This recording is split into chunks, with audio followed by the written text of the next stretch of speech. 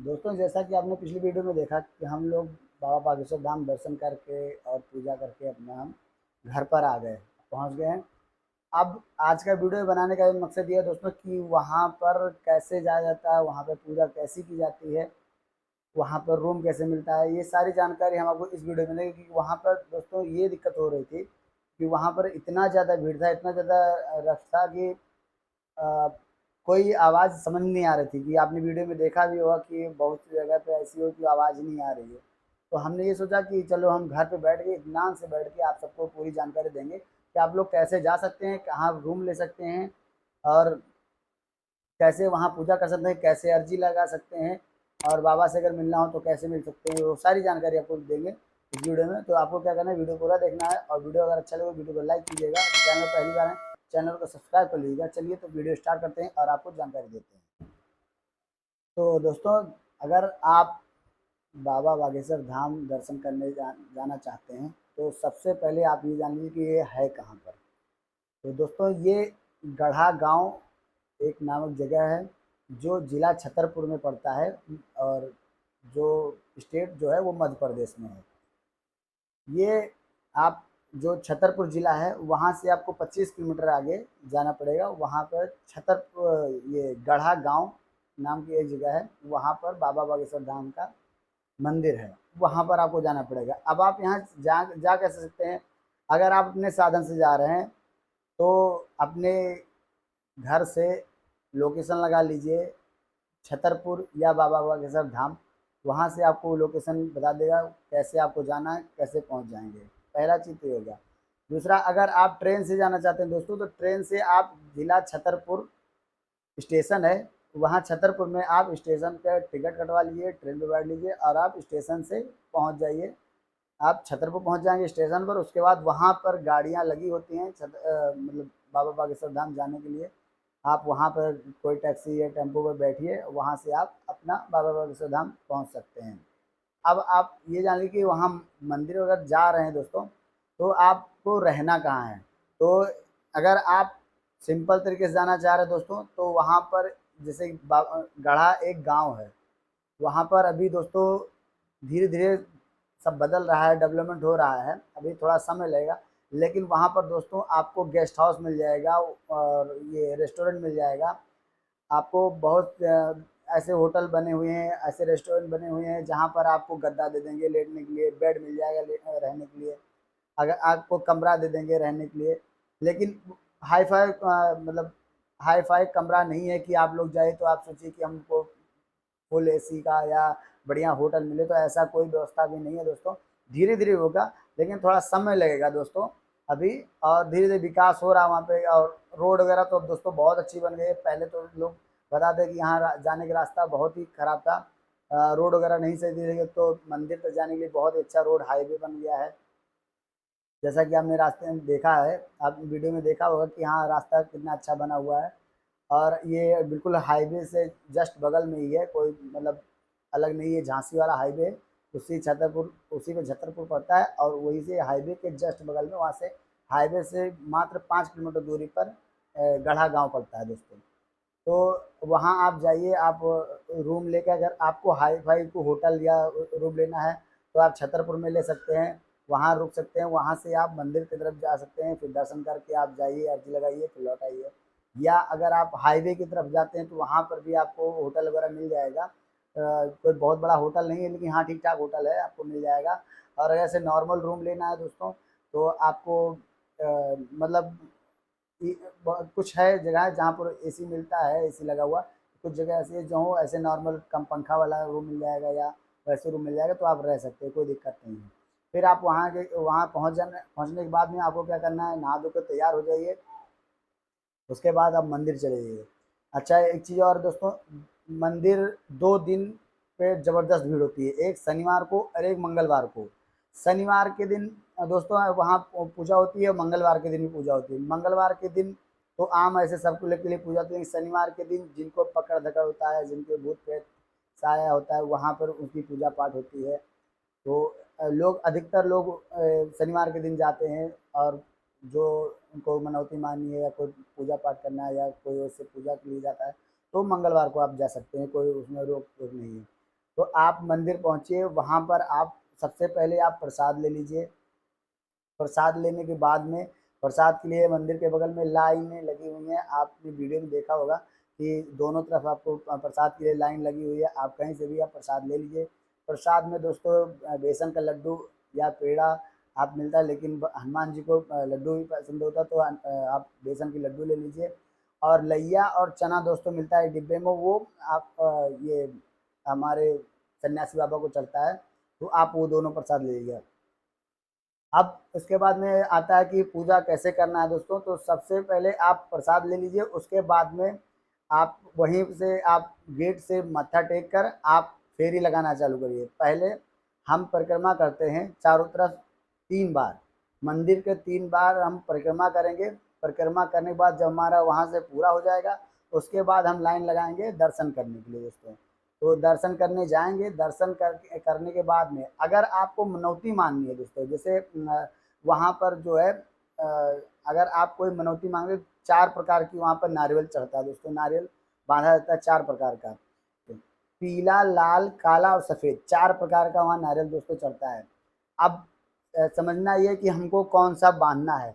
नारियल के साथ में दोस्तों 5 लौंग रख के उसके बाद आप मंदिर जाइए, प्रसाद चढ़ाइए, उसके बाद वहीं आप बजरंगबली भगवान से, बालाजी महाराज से आप अपनी अर्ज़ी बताइए। अर्ज़ी बताने के बाद में वो नारियल ले आके आप वहाँ बाँधिए, फिर आपकी अर्ज़ी वहाँ स्वीकार हो जाएगी।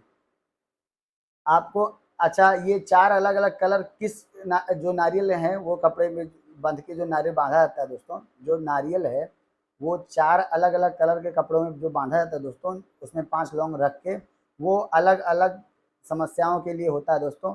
तो सबसे पहले जो दोस्तों होता है लाल रंग का, वो लाल रंग का दोस्तों अगर आपको कोई भी ऐसी नॉर्मल समस्या है दोस्तों, या अगर आपको कोई दिक्कत हो, आपका काम नहीं चल रहा है, तो इस उसमें आप लाल कलर का कपड़ा आप बाँध सकते हैं। काला कलर का कपड़ा जो दोस्तों है, अगर आपको कोई भूत प्रेत साया या कुछ परेशान कर रहा है, या आपके यहाँ कोई समस्या आ रही है, तो उसमें आप काला कपड़ा बांधिएगा। काला कपड़ा का अधिकतर लोग ये शनिवार को बांधते हैं दोस्तों। और पीला कलर का कपड़ा दोस्तों अगर किसी के यहाँ शादी विवाह नहीं हो रहा है, या उनके विवाह में अड़चन आ रही है, कोई दिक्कत है, शुभ काम नहीं हो रहा है, तो आप पीले कलर के कपड़े में आप अर्जी लगा सकते हैं। अब बचा दोस्तों सफ़ेद कलर का कपड़ा। सफ़ेद कलर के कपड़े में जो अर्जी लगती है दोस्तों, उसमें अगर आप किसी के पास बच्चा नहीं हो रहा है, या किसी का वंश नहीं बढ़ रहा है, या उनके घर में कोई समस्या आ रही है, तो आप सफ़ेद कपड़े में आप अपना ये लौंग लगा कर उसे 5 लौंग रख के नारियल आप ले आके उसमें सफ़ेद कपड़े में बांध दीजिए। आपकी अर्जी स्वीकार हो जाएगी। और उसके बाद में आपको दोस्तों वहाँ पर वहाँ दर्शन करने के बाद में, अर्जी लगाने के बाद में, फिर आपको क्या करना है, वहाँ से मंदिर से बाहर आइए। फिर आपको क्या करना है, वहाँ पर दिया मिलेगा, आप दिया ले लीजिए। एक दिया रहेगा घी का, एक दिया रहेगा दोस्तों तेल का, और आप अगरबत्ती ले लीजिए या धूप बत्ती ले लीजिए, और उसके बाद कपूर ले लीजिए। और एक दोस्तों आप हनुमान चालीसा ज़रूर लीजिए वहाँ पर जाने के बाद में। तो आप इसको ले जाने के बाद में आप क्या करिए, आप कहीं भी जहाँ आपको जगह मिल जाए, जहाँ आपको दिया जलाने की जगह मिल जाए, वहाँ पर आप जाइए, बैठिए। और वहाँ पे आपको क्या करना है दोस्तों, जो घी का दिया है वो हनुमान जी को आपको जलाना है, और हनुमान जी को आरती करके रख देना है। पीला जो तेल का दिया है वो इनको सन्यासी बाबा को, प्रेतराज सरकार को जला के, मतलब जला के, और उनको आरती करके वहाँ रख देना है। कपूर जो है, कपूर से आपको मंदिर की आरती करनी है, और कपूर वहीं जला के रख देना है। और दोस्तों उसके बाद में अगरबत्ती, आपको 3 अगरबत्ती लेनी है। अगर आप धूप बत्ती ले रहे हैं तो 3 धूप बत्ती, 3 कैंडल धूप बत्ती लेकर आप उसको जला के वहीं पर रखने के बाद में आपको बैठ जाइए। आपको हनुमान चालीसा की 3 बार वहीं पे बैठ के पाठ करनी है। हाँ, ये चीज़ ध्यान रखना है दोस्तों कि हनुमान चालीसा की वहाँ पर पाठ करनी पड़ेगी आपको। हनुमान चालीसा पाठ करने के बाद में आप फिर वहाँ पे हाथ जोड़कर अपनी जो भी आपकी इच्छा है, आपकी जो समस्या है, वो बालाजी सरकार पर से बता दीजिए, और वो जल्द से जल्द आपका निवारण वो करेंगे। और हाँ दोस्तों, ऐसा करने के बाद में आप मंदिर के सामने आइए, और आपको 21 बार 21 बार वहाँ पे अर्जी लगाने जानी पड़ेगी। जितना जल्दी जाएंगे दोस्तों, आप ऐसा नहीं है कि आप साल में एक बार जाइए, ऐसा नहीं है, आप हर महीने जाइए, हर 10 दिन पे जाइए, या आप 21 दिन वहीं रह के आप 21 दिन आप अर्जी लगा दीजिए। जितना जल्दी आप फेरी फेरी करेंगे, 21 फेरी करनी पड़ती है। अगर आप 21 फेरी, एक अर्जी एक बार लगेगा, लेकिन फेरी आपको ये जो नारियल बनता है सिर्फ एक बार बांधना है, और लेकिन 21 बार आपको वो फेरी करना है। आपका अगर पूरा भी हो जाए तब भी आपको 21 बार करना है दोस्तों। और जितना जल्दी आप फेरी करेंगे, जितना जल्दी आप वहाँ पे प्रसाद चढ़ाएंगे और वहाँ पर परिक्रमा कर लेंगे, उतना जल्दी आपका कार्य पूरा हो जाएगा। इसमें कोई दो राय नहीं है। मैंने बहुत से लोगों को वहाँ पे सही होते देखा है, मैंने बहुत से लोग का बिगड़ा काम बनते हुए देखा है। उसमें कोई दिक्कत नहीं दोस्तों, सब कुछ वहाँ मतलब होता है। साक्षात मेरे बजरंगबली भगवान वहाँ बैठे हैं और सबको देख रहे हैं और सबकी इच्छा को पूरी कर रहे हैं। तो आप लोग जाइए, और उसके बाद में दोस्तों जब आप ये 21 बार आप ये अर्जी लगा दीजिए। और हाँ, एक चीज़ और ध्यान रखिए दोस्तों, जब भी वहाँ से जाइए दर्शन करके आइए, तो आप 21 दिन तक, 21 या 41 या 51, जितना दिन आप अवॉइड कर पाइए, तो आप अपना तामसी भोजन का मतलब है दोस्तों, आप प्याज लहसुन नहीं खा सकते हैं, मांस मदिरा नहीं कर सकते हैं, इस सब का सेवन नहीं करना है। अगर आप हमेशा के लिए छोड़ देते तो बहुत अच्छी बात है, और अगर नहीं छोड़ते तो दोस्तों कम से कम 21 दिन या 41 दिन या 51 दिन, जितना दिन आप छोड़ पाइए वो आपके ऊपर है। लेकिन 21 बार आपको फेरी करने जाना पड़ेगा। जाएंगे तो उतना जल्दी आपको समस्या का आपका समाधान हो जाएगा दोस्तों। तो ये है दोस्तों वहाँ के पूजा करने की विधि कि कैसे कैसे वहाँ पूजा करनी होती है। अब उसके बाद में दोस्तों आप जैसा कि आप मार्केट देखते होंगे कि यहाँ पे आपको लाइन से दुकानें लगी हुई हैं। उसी के बगल में दोस्तों आगे जब बढ़ेंगे बाईं साइड पे मंदिर के सामने, वहाँ पर भंडारा चलता है बाबा जी का। वहाँ 24 घंटे आप निःशुल्क भोजन कर सकते हैं, खाना पीना खा सकते हैं। वहाँ पर चाय मिलती है, निःशुल्क चाय, आप कभी भी चाय जाइए पीजिए, कोई रोक टोक नहीं है, कोई लिमिट नहीं कि आप कितना खा सकते हैं, कोई आपको रोकेगा नहीं। आपको अगर दोस्तों अगर सहयोग करना है इसमें, या आपको वहाँ पे मंदिर के दान देना है, तो वहाँ आपसे दान कोई मांगेगा नहीं, आपको उससे कोई पैसा नहीं मांगेगा आपसे। वहाँ पर सबसे अच्छी बात ये हमने देखी दोस्तों, ना कोई चढ़ावा है, ना कोई आपसे पैसा छीनेगा, ना कहीं जैसे बहुत जगह पे ऐसे है कि लोग ज़बरदस्ती करते हैं कि नहीं हमको ये चढ़ाइए, ये चढ़ाइए, हाँ ऐसा कुछ नहीं है। वहाँ पर दोस्तों बस आपको क्या करना है, अगर आप चढ़ावा चढ़ाना चाहते हैं या आप सहयोग राशि दान करना चाहते हैं, तो आपको क्या करना है दोस्तों, वहाँ पे काउंटर नंबर 1 बना हुआ है, वहाँ पर आप जाइए, अपने जो भी सहयोग राशि देना है वो आप दे के, अगर गुप्त दान देना चाहते तो गुप्त दान दे सकते हैं, अगर आप अपने नाम से देना चाहते हैं नाम से दे, जैसा भी करना चाहते हैं दोस्तों आप वहाँ कर सकते हैं, उसका कोई वो नहीं है। आपको रसीद मिल जाएगी, आप वहाँ जाइए। और एक चीज़ और है दोस्तों, वहाँ पर आपको प्रसाद मिलता है, भभूति मिलती है दोस्तों। अब भभूति प्रसाद जो मिलता है वो तो बजरंगबली का चढ़ा हुआ आपको मिलता है, आप ले जाइए। अगर आप वैसे बँटता है आप वैसे लीजिए, नहीं तो आप 25 रुपया देकर आप वहाँ पर प्रसाद ले लीजिए। प्रसाद में क्या 4 लड्डू मिलता है दोस्तों, और उसमें भभूति मिलती है। भभूति पॉलीथीन में रखा रहता है, उसको आप ले जाइए। अब दोस्तों हम आपको एक चीज़ और बता दें, लोग बहुत से लोग नहीं बताएंगे, आप लोग जानकारी नहीं होगी। भभूति जो होती है दोस्तों, आप जानते हैं, जो नारियल दोस्तों जो बांधते हैं हम लोग अपनी अर्जी लगाने के लिए, वो नारियल ऐसे रेलिंग पे लोग बांध देते हैं या कहीं अलग अलग जगह पे बांधा होता है। उसको क्या किया जाता है दोस्तों, उसको पंडित जो हैं जो वहाँ पे कार्य करता है, वो उसको काट कर निकाल के ले जाते हैं, हवन कुंड में डालते हैं। हवन कुंड में जो जलकर उसकी राखी निकलती है वही दोस्तों होती है, आपको भभूति मिलती है। अब उस भभूति का क्या करना दोस्तों, घर पर लेकर जाइए अपने यहाँ।